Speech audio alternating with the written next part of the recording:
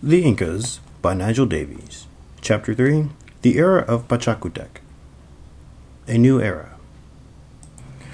The remains of Viracocha, successor to Yahuahuaca, and of Viracocha's heir, most commonly known as Pacha Codec, mark the drawing of an era generally accepted as historical. By contrast, some scholars treat Viracocha's predecessors as authentic rulers, whereas for others they belong more to the realm of fiction. In writing of this new era, the available data present certain problems. Foremost among these is the relationship of Pacha Codec to his father and predecessor, Viracocha. Pacha Codec is alternatively portrayed by sources as a legitimate successor on Viracocha's death, as co-ruler with his father for a substantial period, or as a mere usurper whom Viracocha sought to kill. Moreover, in the writing of Pacha Codec, we are concerned not just with a great ruler, but with the primordial cultural hero, creator of both city and empire. In conformity with this role, Pacha Codec even revamped the Inca past to a point that at times he himself becomes as much a figure of legend as of history.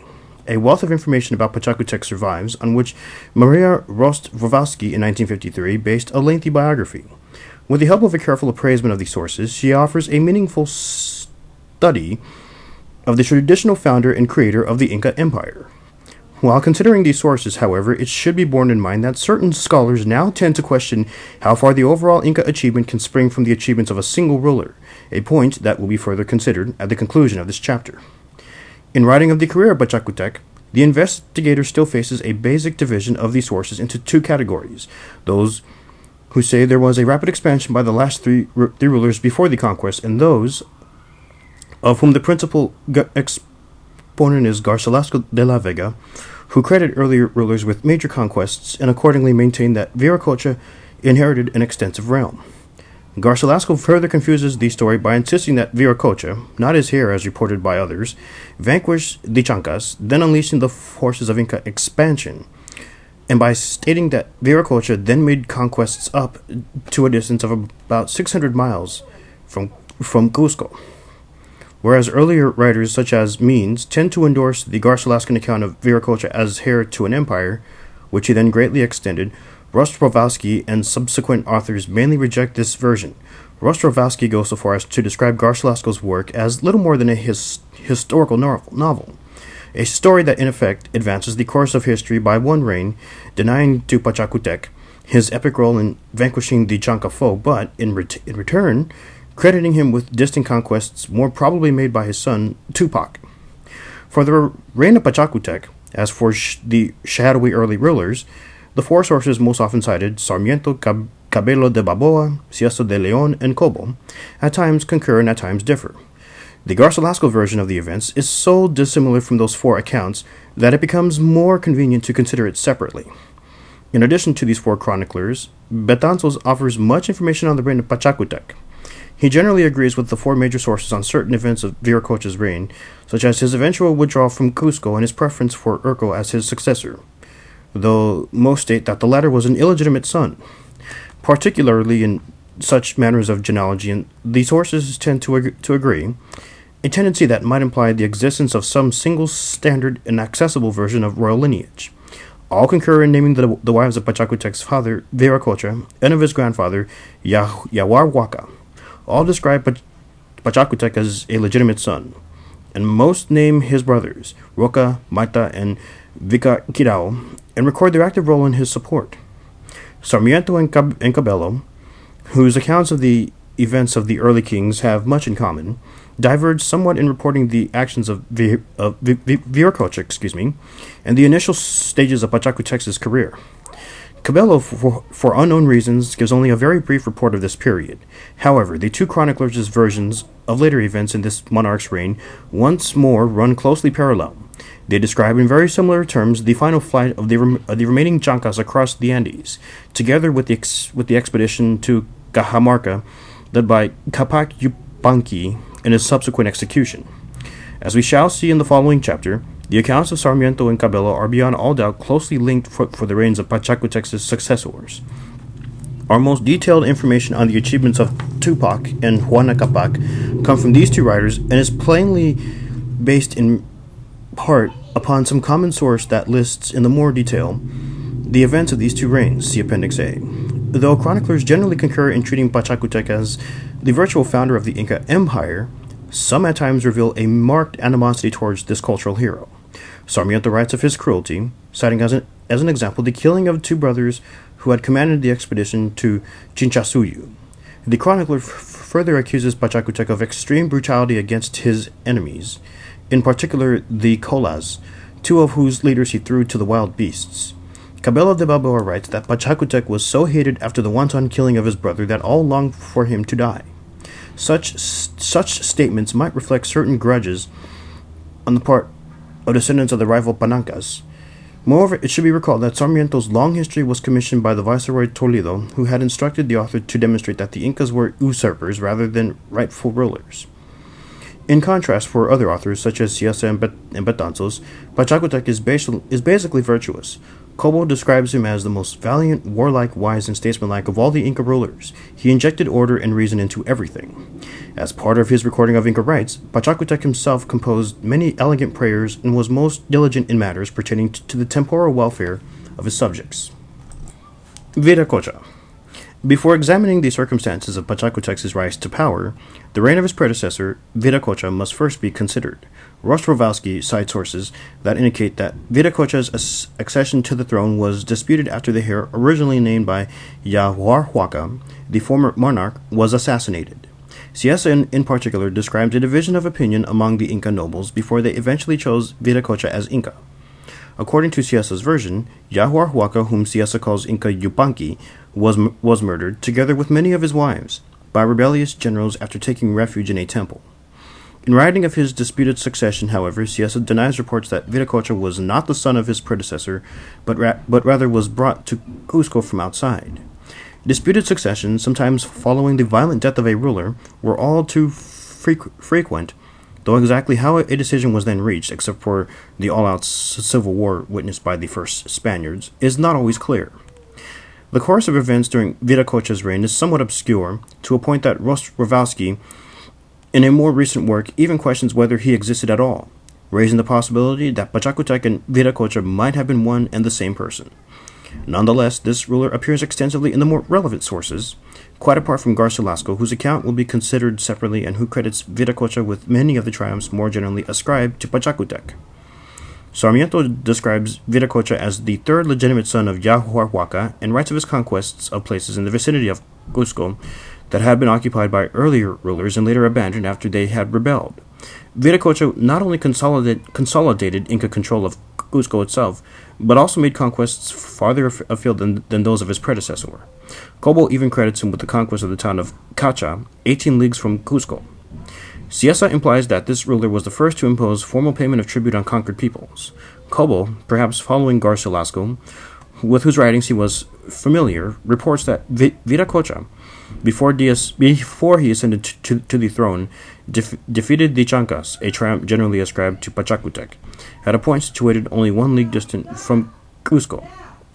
His namesake, the god Viracocha, who had previously appeared to the prince in the guise of a bearded white man, assured his victory by sending reinforcements.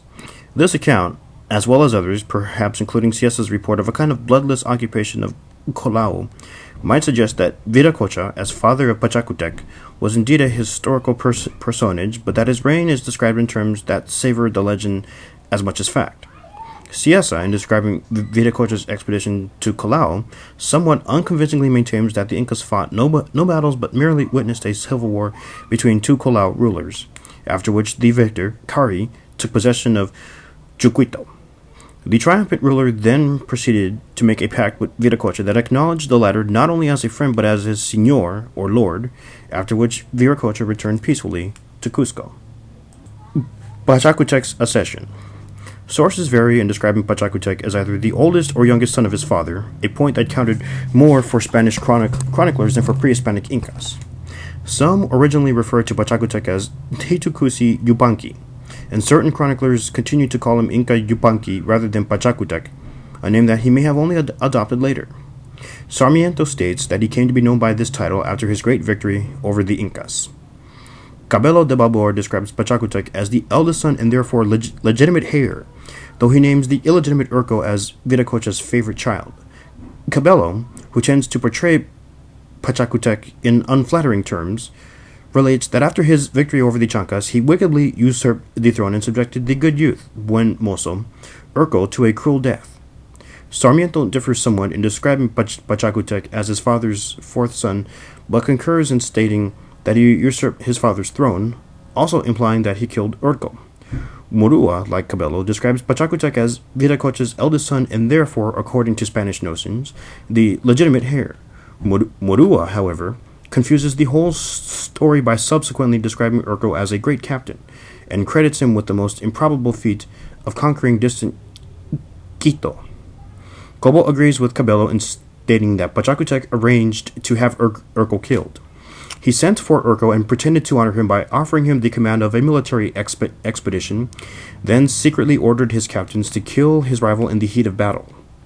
These sources concur that Pacha Codec was a legitimate son of the previous ruler, whereas Urco was his preferred heir, though illegitimate. Cieza, however, names Urco as a rightful heir. According to him, Viracocha went to Callao and left Urco as governor of Cusco, a privilege that in Cieza's history is invariably accorded to the ruler's most trusted relative. When the Chanca peril arose, Viracocha retired from the scene but delivered the royal insignia to Urco. This drunken and feckless prince thereupon also resolved to abandon Cusco. After the defeat of the Chancas, Cieza relates, the principal Orejones decided that Urco could not return, but should cease to be Inca and surrender his crown to Pacha Codec, described as the second son of Viracocha. The latter thereafter died. As Rostrovsky rightly remarks, the existence of Urco as a son of Viracocha is almost undeniable. To suppress him would be to suppress history itself. She lists no less than 5 sources that mention Urco as an actual ruler and 11 others that describe him as a son of Viracocha. The possibility arises that, in the absence of firm rules of succession, additional Inca rulers such as Urco may at times have enjoyed a brief, if contested, reign. But such ephemeral claimants would not then be accepted by the official record as true rulers or be endowed with a panaca. For instance, Cieza implies that Urco actually reigned for a short time but nonetheless names Pacha Codec as 9th ruler, following Viracocha, because the Indians only treat matters concerning Urco as a joke. Los indios no tratan de sus cosas sino es para reír. In other words, his reign was not accorded historical recognition. The story of Pacha Codec's accession to the throne does little to clarify the process whereby one pretender prevailed over another. Cieza, in one instance, writes that those of Cusco, los de Cusco, decided that Urco should lose his crown. In another passage, he states more specifically that the Orejones, together with other native leaders, opposed Urco. The identity is not disclosed of those Orejones who favored certain rulers and opposed others. As we shall later see, the role of any formal council of nobles is hard to identify.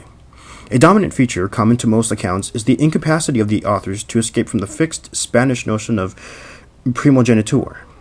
This bias helps explain why native informants were reluctant to discuss the fundamentals of the Inca monarchy, preferring simply to pander to the preconceived notions of their new masters. The Chancas. The defeat of the Chancas constitute the dramatic turning point in Inca history. The question then arises, who were the Chancas, and what were their origins? The Inca claim to statehood might be dated to the early 15th century, after their expedition to Callao, reportedly before Pacha Codec's reign, though this campaign did not directly result in any formal conquest. For Chadel, the important Chanca confederation was originally separated from the Cusco reign by a buffer Quechua chiefdom to the north. This territory was eventually overrun by the Chancas, located in the Andahuaylas region, lying to the west of Cusco. This author, along with various other sources, also writes of the long Cold War between Incas and Chancas, beginning well before Pacha Codec's crushing of these adversaries. So little is known of the Chancas that one can only speculate about their population and extent. Relying on examination of the present-day potential of the region, Shadel adds that one would suppose they were in an even smaller and less productive macroniche than the Cusco basin, and that of their southward expansion may have been due to this very factor, namely a thrust for Lebensraum. Rostrovsky attributes the origins of the Inca-Chanca rivalry to the reign of Inca Roca. This conclusion remains rather speculative, however, because the report derives mainly from Garcilasco as repeated by Cobo. For Robrowski, the Chanca nation was formed by the Pocras of Ayacucho together with the Rucanas and Soras of the province of Andahuaylas, the occupation of the latter having brought the Chancas to within striking distance of the Cusco Valley. The original language of the Soras was not Quechua but Aymara. Certain accounts, such as Cobos, maintain that the Chancas were natives of Andahuaylas, but Ciesa implicitly differs by describing the Chanca conquest of that province. In any event, at a moment when Cusco was already an expanding chiefdom, the Chancas clearly had formed an important and aggressive confederation, and the Cusco region was an obvious target for its further extension. In a monograph on the Chancas, Lumbreras points out that confusion has arisen from Julio Tello's use of this name to designate a people associated with a style of pottery denominated as early as 1927 as Nazca. Its markers occupied an extensive territory, stretching as far as the Pacific coast and embracing the lands of the Sora and Rucana groups. But Lumbreras insists that Tello did not mean to associate this people, whom he linked to Nazca, with the bellicose Chancas who fought the Incas. The same author does acknowledge that archaeological sites, which he lists from the region of Vilcashuaman, owe their origins to the latter-day Chancas of the Inca period. One of these sites is actually called Vilcachanca. However, information remains scanty on this area, and although Lumbreras describes the Chanca question as basically archaeological, much remains to be done to clarify the problem. The Chanca War. Though accounts may differ as to the details of the Chanca War, a virtual consensus of historical sources views the Inca victory as a springboard for the explosive territorial expansion that followed. In the more standard versions of the story, the Chancas, by then a powerful confederation, had absorbed the Quechua buffer state between Chancas and Incas during the early part of Viracocha's reign. They did not, however, penetrate to the Cusco Valley itself until Viracocha was already an old man. The threat was so grave that many Incas, including Urco, the appointed heir to the crown, believed resistance was impossible. Viracocha, also convinced that the cause was hopeless, abandoned Cusco and took refuge in Chaquichahuana, a fortress situated above Calca. The events that followed are aptly summarized by Ro. Pacha Codec and his brother Roca, backed by two able generals and a group of important nobles, refused to leave Cusco and organize a last-ditch defense. Every inducement was used to secure allies. The Chancas tried to storm the city, but the Incas resisted heroically. At this crucial juncture, the tide of fortune turned as the very stones were transformed by the gods into warrior bands at Pacha Codec's behest. After the attack was repulsed, the stones were collected and placed in the principal shrines of the city. In further encounters, the Chancas were crushed, and as a consequence, the Incas became the paramount power of the region. The version of events is amplified by several basic sources. Ciesa reports that the Chancas defeated the Quechuas and occupied the province of Andahuaylas, and that Viracocha left Pacha Codec in charge when the Chancas advanced on Cusco, while he and Urco beat an ignominious retreat. Pacha Codec, calling on neighboring rulers, possibly already in part subject to the Incas, for support, and after a hard-fought war, defeated the Chancas. Following this victory, the leading Orejones proclaimed Pacha Codec ruler, and Viracocha died soon after. The story of the stones that rose from the ground and transformed into warriors is dramatically told by Santa Cruz Pachacuti, who, incidentally, attributes the victory to Inca Viracocha. Sarmiento and Betanzos relate that the god Viracocha appeared in a vision to Pacha Codec before the battle and promised that he would send reinforcements to ensure victory. The prince received from the god a mirror in which were reflected all the provinces he was destined to conquer. According to Betanzos, Pacha Codec brought the Chanca insignia to Viracocha, but the latter, consumed with envy of his triumphant son, made an unsuccessful attempt to kill him, though he eventually abdicated in his favor.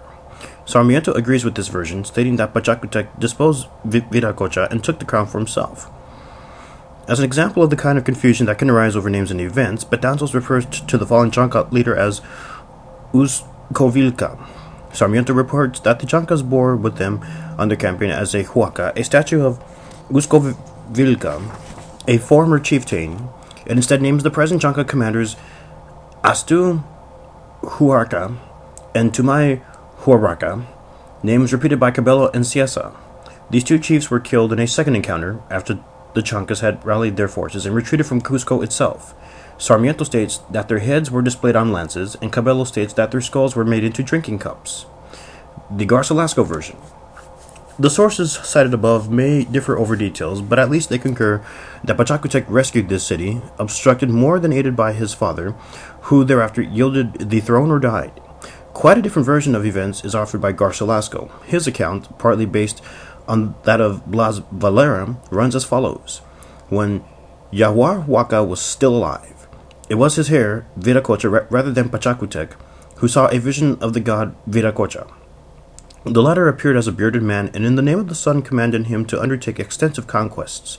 The god ordered the prince to assume his own name, Viracocha, stating that he himself was the brother of Manco, the first ruler. At this point in Yahuar Huaca's reign, the Chancas appeared, coming from Andahuaylas, 40 leagues distant. 3 principal Chanca leaders are named who had established a powerful confederacy and engaged in prolonged hostilities against the peoples of the Cusco Valley. Interestingly, the names of 2 of these Chanca leaders coincide with those given by Cieza, Sarmiento, and Cabello for Chanca chiefs. Events are, in effect, simply transposed backwards in time from Viracocha's reign to that of his father. Like Viracocha in other accounts, Yahuar Huaca abandons the city in cowardly fashion, whereas Viracocha becomes the gallant defender and defeats the invaders. Yahuar Huaca, in other respects, is accorded the role assigned to Viracocha by many chroniclers, including the invidious treatment of his own son after the latter's triumph over the Chancas. However, Garcilaso's Viracocha, as victor over the Chancas, respects his father's wish to continue to share the throne. Following this, Viracocha, not Pachacutec, launches ambitious campaigns leading to the acquisition of a vast empire, conquering such remote provinces as Tucuman, a feat more commonly attributed to Pachacutec's son, Tupac. Garcilaso at times is anti-Pachacutec, belittling his role as founder of the empire. Nonetheless, he hotly denies the assertions of earlier chroniclers that Pachacutec forcibly deposed his father and insists that these reports are distorted. For Garcilaso, Pachacutec is the legitimate heir and the beneficiary of his father's achievements. Moreover, Garcilaso is not alone in giving a different story and in attributing certain triumphs to Viracocha. Cobo follows Garcilaso rather than earlier chroniclers in stating that Viracocha defeated the Chancas after a vision in which he was promised victory by a bearded and white-faced man in long robes. However, this battle was not decisive, and the Chancas were finally crushed by Pachacutec. Cobo also credits Viracocha with certain victories and conquests after the Chanca War. However, unlike Garcilaso, who contends that Viracocha then went on to conquer a huge domain, Cobo writes of more local triumphs, the farthest of which was the town of Cacha, 18 leagues from Cusco. One other source, the Declaración de los Quipocamayos, refers to distant conquests made by Viracocha, including the great kingdom of Timor, which dominated much of the northwestern coast of present-day Peru. But apart from this account, few except Garcilaso credit Viracocha with more than limited conquests. Most unite in describing Pachacutec not only as the true victor over the Chancas, but also the creative genius who inspired the Inca quest for imperial glory. Pachacutec and the Inca state. Pachacutec, whether as co-ruler or ruler, seemingly enjoyed full control in the period after the Chanca defeat, during which he presided in person over the transformation of Cusco into a resplendent city. At the same time, he transformed its established religion into a dynamic force, the spiritual expression of the Inca will to conquer. By all accounts, Pachacutec enjoyed a comparatively long reign, during the latter part of which his sons, first Amaru and subsequently Tupac, served as co-rulers. Rowe, on the basis of the Cabello de Babor chronology, states that he reigned from 1438 to 1471. Rowe describes this chronology used only by Cabello as the most plausible yet proposed, but as he himself implicitly agrees, no proven Inca system of dating exists. Pachacutec's internal reconstruction was basic to the imperial expansion initiated in his reign. Vital to the process was the volume of material resources available to the king in the early stages of empire building. Rostropowski insists that a curaca or chieftain could hardly begin to confront other powers without complete control over the resources and manpower of his late neighbors. She describes this as the key to the aggrandizement of the ruler of Cusco and further suggests that the haul of booty snatched from his triumphs over the Chancas enabled Pachacutec to offer lavish rewards to local potentates. Previously more or less independent, they now became subject to his rule. Andean notions of reciprocity involve the bestowal of lavish gifts by major rulers upon lesser neighbors, presents symbolizing their obligation to serve his interests. According to such notions, the true sign of wealth was an ample reserve of foodstuffs and sumptuary goods. These could be amassed in storage facilities stocked with all that the land could produce and that human labor could fashion. Hence, the economic factor, in the form of an imposing store of riches, might have served as a springboard for the conquests that followed. These sources unite in telling how Pachacutec inspired the building of the new Cusco. Even Garcilaso, who attributes the feats of Pachacutec to Viracocha, affirms that it was the latter's son who recreated the city. Garcilaso further portrays Pachacutec as a reformer and legislator who promulgated many new laws and promoted many changes in Inca ceremonial and ritual. The rebuilding in Hurin Cusco of Coricancha, the great shrine of the sun, formerly also the residence of the ruler, was a major task. Under Pachacutec's successors, this complex, the very heart of the imperial cult, was continually embellished. But Pachacutec gave Coricancha a very special aura by endowing it with resplendent golden statues of former rulers, elaborately clothed and fully armed. New chants were composed and special sacrificial rituals devised to honor their memory. As an expression of his reverence for the sun, Pachacutec ordered that numerous children, both boys and girls, should be buried alive in front of the main solar image. Betanzos tells how Pachacutec adorned the sun temple with a second statue, the image of a boy cast in pure gold, that recalled a figure that had appeared to him the night before his second battle with the Chancas, in which the enemy chief was killed. When the king prayed before his statue, it reportedly spoke with him. Only the greatest nobles were allowed to venerate this image. The continuous accumulation of precious metal in Cusco must have been prodigious, as attested by the inventory of its trophies that Hernando Pizarro took to Seville. Not content with the treasures of Coricancha itself, the Incas, Garcilaso writes, created a surrounding garden adorned with gold and silver. In this garden, many exotic plants were cultivated for use in the temple rites. In the temple enclosure, there were 5 imposing fountains with basins made of gold or silver in which sacrificial victims were cleansed. Garcilaso himself only saw one of these fountains, which served to provide water for the garden. At the time of his visit, no more water flowed, and the plants were desiccated. Pachacutec, using labor provided by local Caracas, launched an ambitious program of public works, including the canalization of the 2 rivers, whose flooding in the rainy season constantly menaced the city. Betanzos describes in some detail this laborious task, which even required the construction of protective works several leagues from the capital.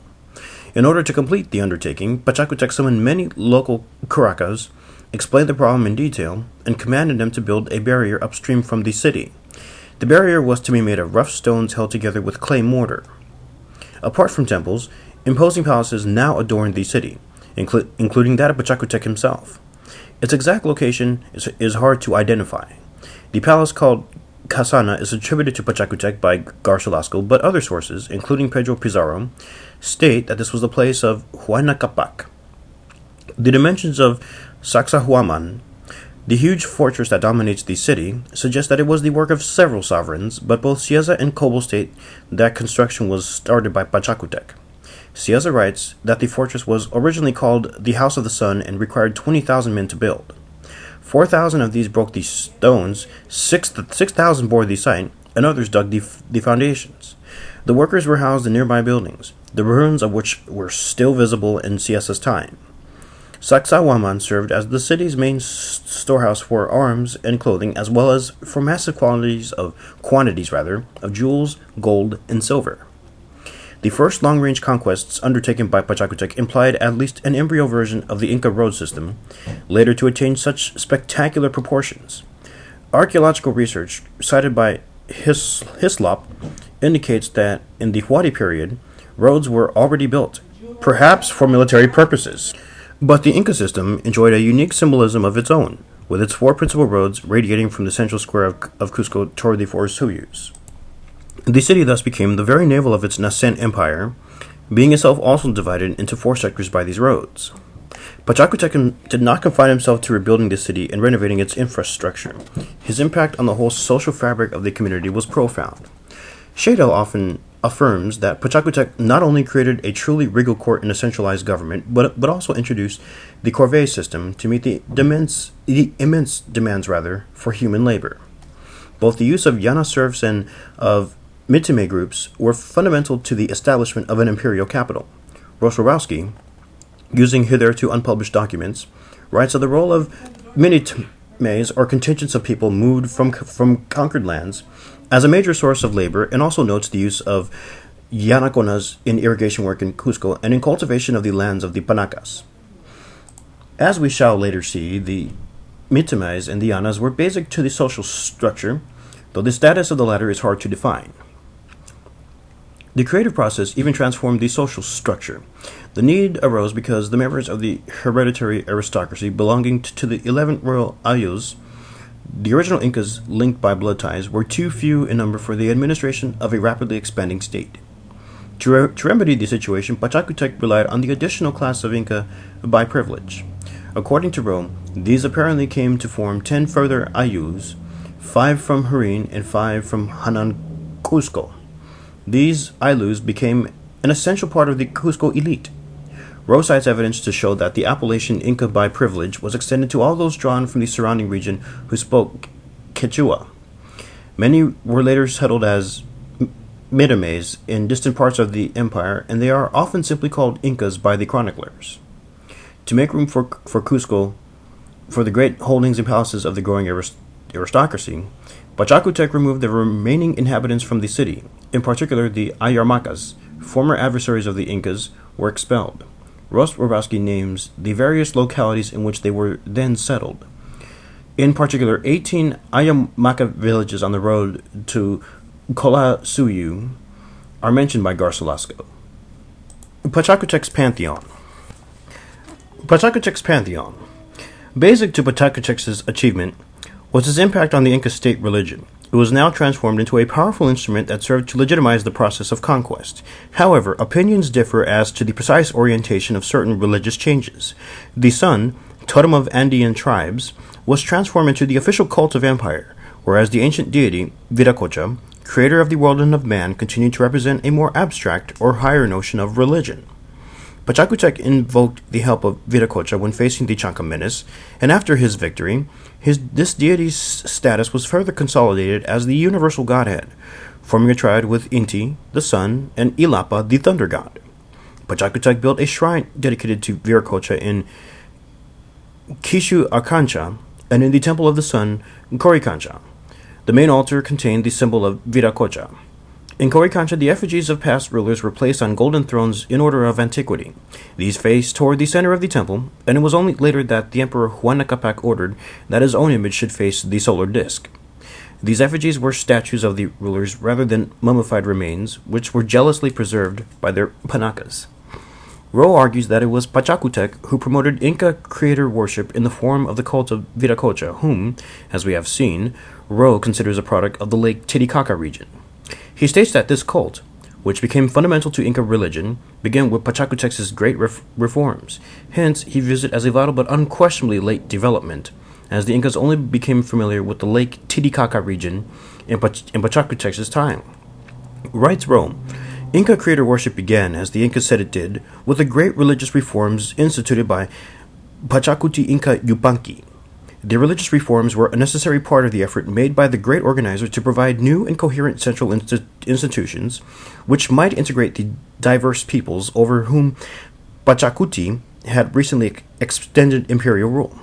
Secondary details were then added from a variety of traditional sources. End quote. Demarest, however, has pointed out that Rose assumes a degree of isolationism that probably never existed in the Andean area and is certainly an inappropriate characterization of the post-Huadi Andean world. Archaeological research has now provided a plethora of data on the Huadi and post-Huadi periods and on the many aspects of Inca culture that were inherited from these earlier peoples and states. Demarest further describes as implausible the denial of any influence on Inca religion of the coastal cult of Pachacamac, which possessed a similar creation myth, and concludes that creator worship as a general cult, but particularly associated with Viracocha, was thus a basic element in the Inca pantheon rather than a later addition. Demarest stresses that although the dichotomy between Inti and Vedic Culture as part of a general sky complex may be rather artificial, the enhanced role of Inti as a dynastic ancestor, generally reported by the chroniclers, is fundamental to the development of the Inca religious system. He presents a range of arguments to the effect that Pacha Codec succeeded in establishing the virtual supremacy not of Vedic Culture, the creator, but of Inti, the sun god. Clearly, the most recurrent contradiction between the creator and the sun concerns their roles and relative importance. Vedic Culture had no name, no endowment, and no direct power, yet we hear repeatedly that he is the foremost deity. The largest ceremonies seem to be in honor of the sun. The presiding priest at all important rituals is the priest of Inti. As further evidence of solar domination, Demarest cites the fact that the royal Panakas trace their ancestry to the sun, not to the creator. The interwoven identity of the two gods is reflected in details of ceremonies, which frequently involve prayers and sacrifices to Viracocha in the name of the sun. The Inca himself confessed his sins not to Viracocha but directly to the sun, secretly asking the sun to be his intercessor with Viracocha. One may concede that the issue tends to be confused by the identity of the figure in Pacha Codec's famous vision, in which a bearded, white-faced god promised him victory. The importance of this figure cannot be exaggerated, regardless of the fact that certain sources attribute the vision to Pacha Codec's predecessor. The deity in question, according to Demarest, is both the inspirational force behind the imperial ideal and the major idol of the state's cult. Yet, shockingly, the chroniclers themselves are divided as to whether this figure was the sun or Viracocha. As Demarest points out, Betanzos offers perhaps the most ambiguous version of all, explaining in some detail how Viracocha appeared before Pacha Codec, who then proceeded to build temples into Inti, the sun. The chronicler suggests that the resplendent nature of the vision misled the Inca into believing that this god was not Viracocha, but the sun. Many doubts thus beset our understanding of the fundamentals of the Inca religion, not only as to its origins, but also as to the relative status of the leading gods.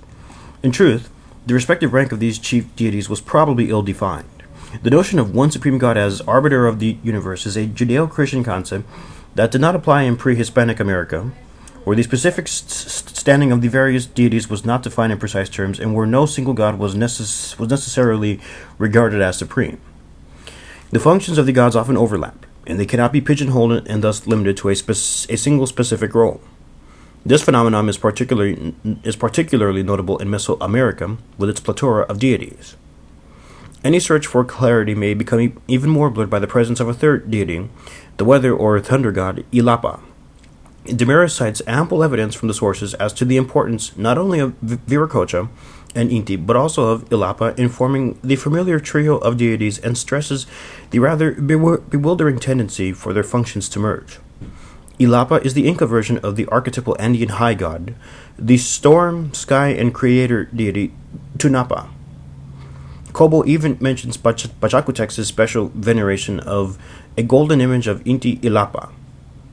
The emphasis on the solar aspect of this intertwined trinity seems to be a unique Inca phenomenon, defined by Pease as the solarization of the state religion. Such solarization was surely furthered by Pacha Codec as promoter of the imperial cult. Pacha Codec, the Conqueror. The tendencies of chroniclers to name specific campaigns of conquest against a given adversary but to ascribe such conquest to different rulers makes it hard to define the territorial gains made by Pacha Codec and to determine the limits of empire at the time of his death. Garcilasco is one of few sources to include Viracocha among the long-range conquerors. Others, such as Ciesa, mention expeditions that were undertaken by this ruler but that were not necessarily conquests in the stricter sense. The records generally imply that regardless of any longer-range incursions, Viracocha's own conquests were confined to places lying only a few leagues from Cusco, in most cases within the range mentioned by Cobo, 18 leagues. Viracocha thus at least appears to have subjected certain neighbors who had retained a degree of independence before his time. Once the Chanca menace was removed, Pacha Codec was free to embark on a much more ambitious career of expansion. His first aim was to complete the conquest or reconquest of the Valley of Cusco and the surrounding region, in which the Incas were now the paramount power. Sarmiento mentions many centers subdued in the early stages, such as Cugma and Guata, 4 leagues from Cusco, and the slightly more distant Ollantaytambo, lying 6 leagues to the northwest. As in subsequent campaigns, Pacha Codec relied heavily on his generals, in particular on his brother Inca Roca, namesake of the 6th Inca ruler. Leading chroniclers unite in attributing certain other major conquests to the reign of Pacha Codec, though certain differences arise as to the order in which they occurred. The principal accounts of military operations continue to be those of Cieza, Sarmiento, and Cabello, together with the very divergent story of Garcilaso. Cobo, as an even later source, occasionally concurs with the latter, but more often coincides with the former 3 chroniclers. Except for Garcilaso, the sources agree in stating that, proceeding somewhat farther afield, Pacha Codec next conquered the territory of the Soras, 40 leagues distant from Cusco, and centered upon Huamanga. The Soras had previously been Chanca vassals. Following this campaign, several sources say there was an expedition to Collao, led by Pacha Codec in person. Sarmiento gives a fairly detailed account of Pacha Codec's expedition against the important Cola center of Hatun Cola, wherein he took the defeated ruler, Chuchi Capac, back to Cusco and had him beheaded, an incident repeated in Cabello's briefer account. Pacha Codec's victory against this Cola ruler followed a long and hard-fought battle. The outcome remained uncertain until the Inca chided his troops for their failure to conquer an enemy so inferior in training and armaments. Chuchi Capac ruled a large domain centered on the Lake Titicaca region, but also embracing land a mere 20 leagues from Cusco and stretching as far as Arequipa. Cieza mentions incursions by Pacha Codec into Callao, in which he encountered the peoples of the Lake Titicaca region. Cobo, in a fuller account, contrasts the conduct of the ruler of Callao, identified as Cola Capac, the name also given by Cabello for this ruler, with that of the Lupaca Indians of Chucuito. The former led a fierce resistance, whereas the latter, who were just as powerful, received the Inca in peace and voluntarily surrendered their state. After these encounters, Pacha Codec proceeded to subdue all the cities and peoples surrounding Lake Titicaca. He visited the great ruins of Tiwanaku and was amazed by the fine stonework, taking careful note of the method of construction with a view to his own rebuilding of Cusco. He thereafter went to the important shrine of Copacabana. The lack of reports of hostilities between the Lupacas and Incas leads John Hislop to ask whether an alliance between the two peoples might have existed before Pacha Codec's campaign, perhaps forged following Viracocha's reported visit. Hislop also refers to the Great Cola Revolt just before or after the death of Pacha Codec, and notes that only Cieza suggests active Lupaca participation. The same author nonetheless stresses the eventual impact of the Inca penetration upon the Lupaca region. Archaeology demonstrates the abandonment of the earlier practice of living in high fortified settlements and the establishment of new villages in the plains below as a result of the Inca presence. The last major campaign undertaken during Pacha Codec's reign, before his son Tupac Inca either succeeded as sole monarch or became co-ruler, was directed toward the northwest in the direction of Huánuco, and led to the conquest of parts of the mountainous interior of present-day Peru. Commanded by Pacha Codec's brother, Capac Yupanqui, namesake of the 5th Inca ruler, the expedition had as its primary objectives the valleys of Xauxa and Bonbon. Accounts differ as to whether this campaign preceded or followed the war against Colasuyu. As was now their custom, the Incas enlisted in their army large contingents from previously conquered peoples, including in this instance the Chancas. In one of the first battles of the campaign, fought, according to Sarmiento, in the vicinity of Huamanga, these Chancas made a more notable contribution to the hard-won victory than the Incas themselves. This led to such a state of friction that the Incas took fright. But Pacha Codec sent a message to his general, Capac Yupanqui, ordering him to have all the Chancas massacred and telling him that if he failed in his task, he himself would be killed. The content of this order was leaked to the wife of Capac Yupanqui, who was the sister of the Chanca commander. Apprised of this threat, the Chanca force fled far inland.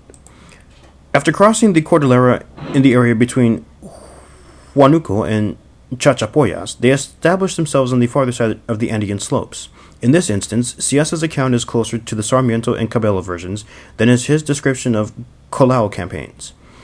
Like the two other chroniclers, he states that the Chancas passed between Huánuco and Chachapoyas in their flight over the Andes. He even mentions the same Chanca leader, Anca Ailo.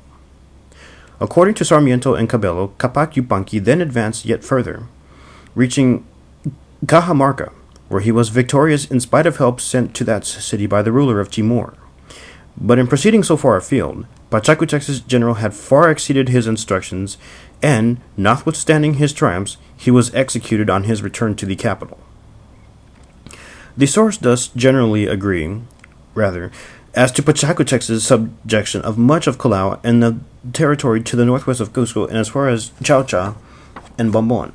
They also concur on the expedition to Cajamarca, which did not at this stage involve permanent conquest. From this point onward, Pachacutec in effect fades from the scene, and both the reins of government and the military command are assumed by his son, Tupac Inca. Cobo and Ciesa actually state that Pachacutec felt too old to reign and surrendered the crown to Tupac. Cabello, by contrast, writes that Pachacutec handed over the military command to Tupac before the latter's spectacular Chinchasuyu campaign to distant Ecuador, but retained the title of co-ruler until his death, which according to this chronicler occurred in AD 1473.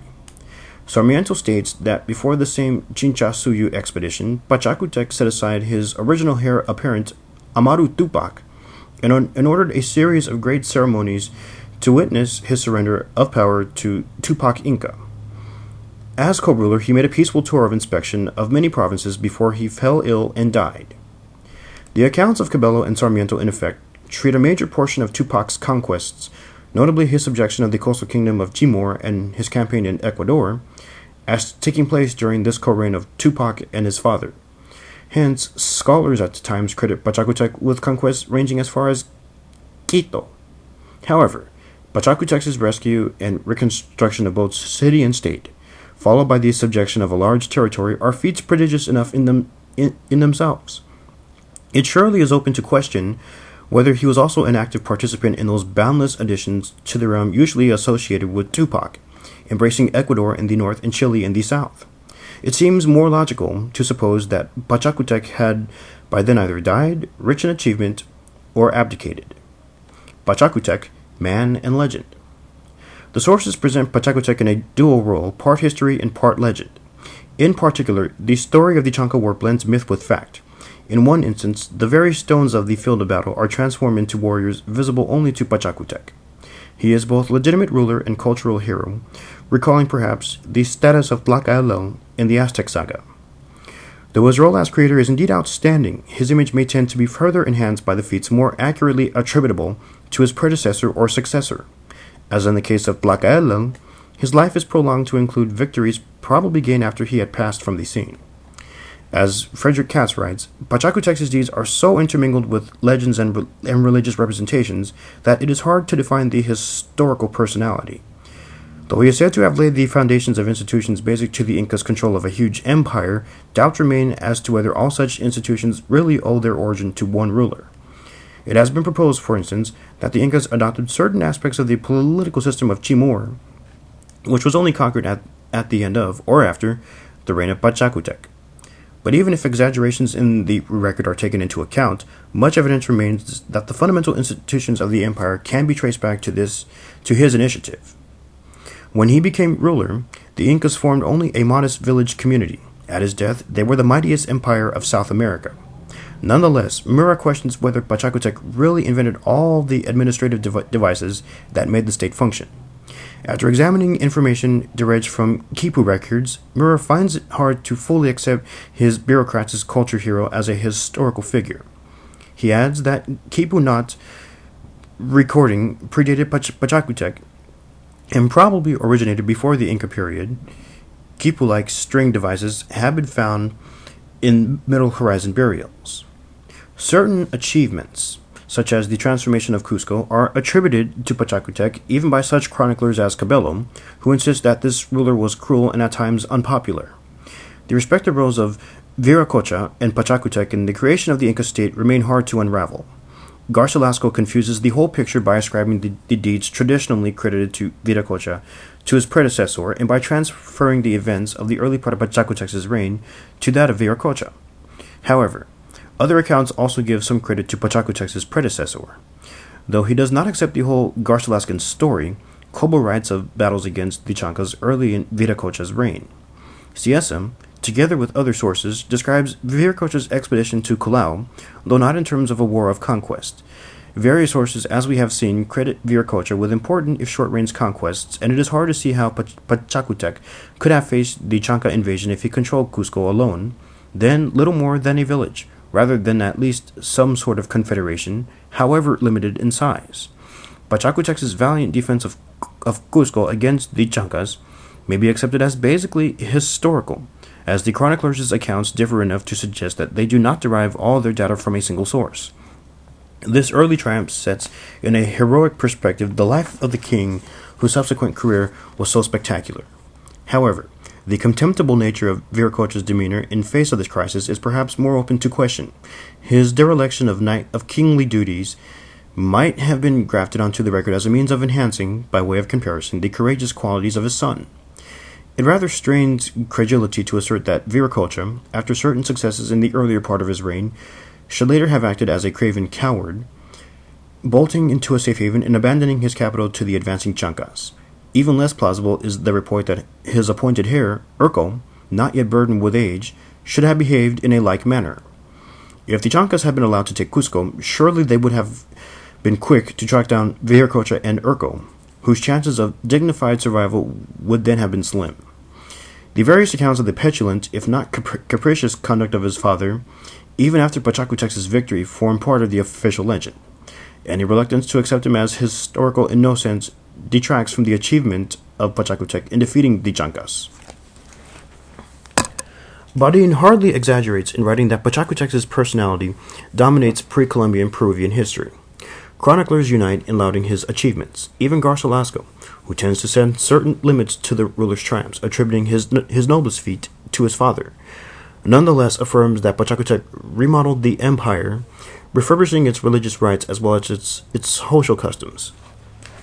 Rose Robowski, in her biography of Pachacutec, is ready to admit that he made errors, in particular, the endowment of the royal Panacas with too much power and wealth. The importance of the Panacas is almost beyond the power of the modern mind to conceive. The individual acquired his identity through associations with his Panaca, and the many sons of a ruler might belong to a different Panaca in accordance with the genealogy of their mother. However, some equivalent institution may well have existed many centuries before the Incas in Peru, where the cult of the dead has such profound roots and where mummification was an ancient practice. Attaining a balanced assessment of the Viracocha Pachacutec era is hard. Though it unleashed a process of mass conquest, its recorded history is interwoven with legend. Mura is surely right to assume that such an explosive expansion must have involved a new institutional form and a new ideology, and that it is therefore ipso facto correct to treat Pachacutec as not merely a military genius, but also a builder and reformer of social and religious conditions. Mura, as we have seen, hesitates to accept as historical every achievement the sources attributed to Pachacutec. Zuidema, in accord with his overall view of Andean ethno-history, goes much further. He maintains that the Chanca War plays a key role in the purely mythical sequence of events to which the Incas attributed the formation of their empire. Thus, in effect, he places this epic struggle within a basically legendary framework. The very name Pachacutec, he who changes the world, shows that the Incas viewed this war more in cosmological terms. Zuidema cites Sarmiento as stating that Pachacutec worshipped the god of thunder and also the god of war as his personal deity. In contrast, his son Tupac Inca was linked more closely with the sun god. In such terms, Pachacutec could be viewed as fulfilling the intermediate role of preparing the way for his son, a role comparable to that played by the thunder god between the two principal deities, the sun and Viracocha, the creator. Zuidema even suggests that the Chanca War was crucial to Inca history not because chronologically and historically Pachacutec had fought such an enemy, but because in his symbolic role he had to reflect the actions of the thunder god. In addition to citing certain incidents of the Chanca War, Zuidema points out another mythical event in Pachacutec's reign. During a severe drought, only the lands of Pachacutec's son, Amaru Tupac, were protected by clouds, whereas in other parts of the valley crops were burned by the sun. Zuidema's assessment may be challenging and guard against any over-complacent acceptance of the more orthodox interpretations. Nonetheless, it leaves us with a problem. If Pachacutec belongs more to myth than to history, or was even a kind of huaca, a phrase used by Zuidema in this context, then some other dynamic leader presumably launched the process of conquest. Archaeology points to a rapid expansion. Thus, if we dismiss the highly personalized hero Pacha Codec as the founder, we must explain the same story but merely attribute the historical creation to some kind of anonymous Superman. Admittedly, some of those who treat Pacha Codec as a fully historical figure are reluctant to place his father, Viracocha, in the same category. Rowan, Rust Robrowski, and even earlier writers such as Means and Markham also tend to make a basic distinction between Manco Capac, viewed as mainly legendary, and Pacha Codec, treated as more strictly historical, albeit with certain legends attached to his name. Pease, though paying tribute to the value of Rose's standard version of Andean history, written as early as 1946, at the same time opines that, starting with the publications of the Visita de Chucuito by Garcidias de San Miguel, subsequent events have shed new light on the problem. Such studies, together with information presented in the Relaciones Geográficas de Indias, suggest that the chroniclers tended to present an idealized perspective of the history of Tawantinsuyu.